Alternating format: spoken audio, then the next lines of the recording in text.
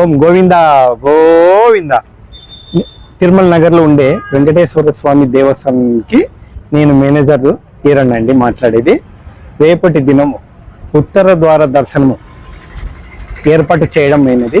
ప్రతి సంవత్సరం మాదిరిగా ఇది 3వ సంవత్సరం ఉత్తర ద్వారం మన ఆదోనిలో ఎక్కడ లేదు. మన దేవస్థానంలో ఉత్తర ద్వార దర్శనము పెట్టించాము. భక్తుల కొరకు బారికేడ్స్ ఏర్పాటు చేశాము, నీటి వసతి చేశాము, తర్వాత మనం షామేనా ఏర్పాటు చేశాము. భక్తులకు ఎలాంటి ఇబ్బందులు కలగకుండా క్యూ లైన్లు, ప్రత్యేకమైన దర్శనం టికెట్, సర్వదర్శనం టికెట్ 2 ఏర్పాటు చేయడం అనేది. తర్వాత వాలంటీర్స్గా సేవకులు, శ్రీవారి సేవకులని తీసుకున్నాము. ఎన్సీసీఏ క్యాడర్ని కూడా తీసుకున్నాము, ఏర్పాటు చేయడం అనేది. పార్కింగ్ ఏర్పాటు కూడా చేయడం అనేది.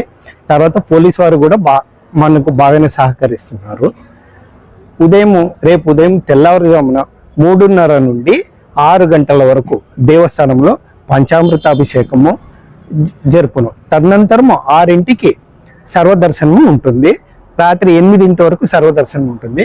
మధ్యాహ్నం 1 గంట వరకు దర్శన వేళలు, 3 గంటల వరకు 2 గంటలు స్వామివారికి దర్శనము అంటే క్లీనింగ్ చేయటానికి కోసం దేవాలయం మూత వేయబడుతుంది.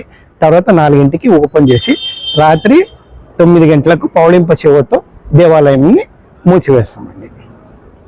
ఇప్పుడు భక్తుల కోసం ఎలాంటి ఏర్పాట్లు చేసేస్తాం?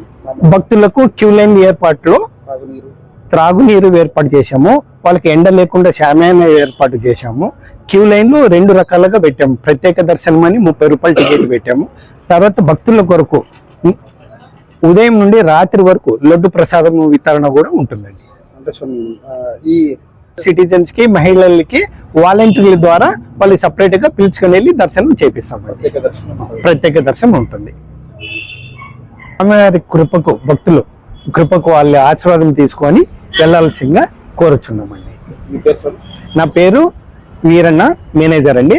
దేవాలయం ధర్మకర్త బివి మాధవరెడ్డి గారు, తర్వాత తిరుమల సేవా సంస్థ అధ్యక్షులు విట్టా రమేష్ గారు, గోపినాథ్ గారు, మిగతా మెంబర్స్ గారు, కమిటీ మెంబర్స్ గారి ఆధ్వర్యంలో ఘనంగా జరుపుటకు ఏర్పాటు చేయడమైనది.